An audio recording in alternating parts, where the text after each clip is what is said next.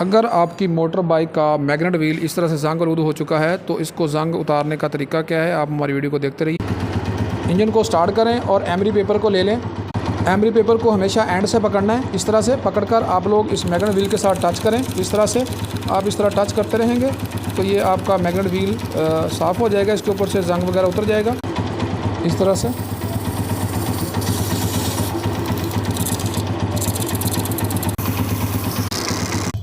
अब इंजन को बंद करके आप लोग चेक करें तो ये आप देख सकते हैं ये कितना बिल्कुल साफ़ हो चुका है। अगर इसके बावजूद भी आप समझते हैं कि मज़ीद इसको साफ़ करने की ज़रूरत है तो फिर आप इसको दूसरे तरीके के साथ भी साफ़ कर सकते हैं। दूसरे तरीके में आप बैटरी लें और उसका ड्रेन प्लग खोलें, कपड़े का पीस लें और कपड़े का पीस लेकर इसके ऊपर आप लोग बैटरी के ऊपर अंदर से ये इलेक्ट्रोलाइट इसका तेज़ाब आप थोड़ा सा इसके ऊपर लगा लें। तो आप इस कपड़े के ऊपर लगा हुआ इलेक्ट्रोलाइट इस मैग्नेट व्हील के ऊपर लगाएंगे तो आप